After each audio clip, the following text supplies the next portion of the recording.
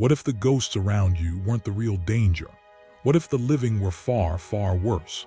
Today, on Project Real Recaps, we're diving into a haunting mystery where a teenage girl is hunted, not just by spirits, but by someone she trusts the most. And the truth, it will break your heart. Ronnie is just an ordinary high schooler, except in her town, the dead never really left. 10 years ago, a government lab experiment went horribly wrong.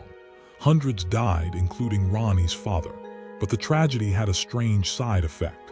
Every person who died now reappears as a ghost every day in the place they loved most. People call them spectro remnants, and the 3 laws are drilled into every kid's education. 1. They're like holograms. 2. They can't change how they look. 3. They can't touch the living world. Ronnie doesn't believe it, and soon she'll find out why. One morning while showering, she sees him, half-naked, pale, dripping with water, standing right behind the curtain. He doesn't speak. Instead, he wipes fog off the mirror and writes one chilling word: run. That ghost, Brian, shouldn't be in her bathroom. She's never seen him before, and according to the laws, he shouldn't even be able to do that. Her teacher, Mr. Bittner, brushes it off as a hallucination. But Ronnie can't shake it, so she teams up with the school's mysterious new kid, Kirk, someone with a dangerous obsession with remnants. With Kirk's help, they catch Brian on camera. Soon, a horrific backstory emerges. Brian was once accused of murdering a young girl named Mary after she refused to marry him.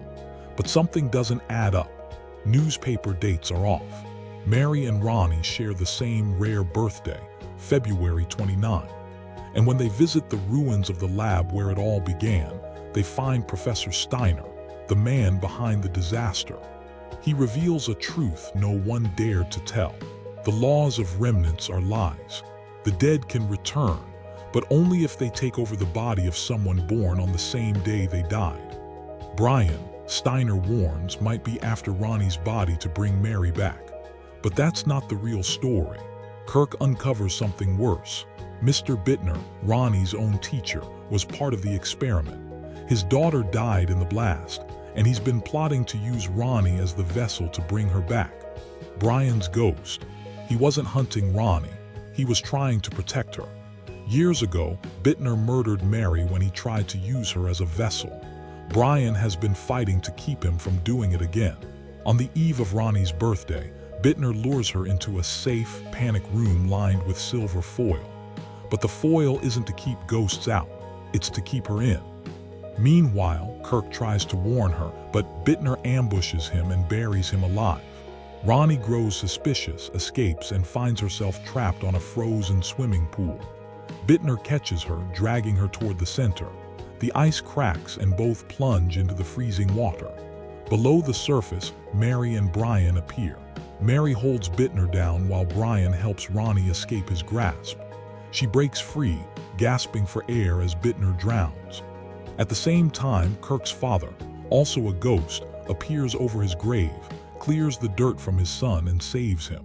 In the final moments, Kirk and Ronnie reunite, holding each other in relief.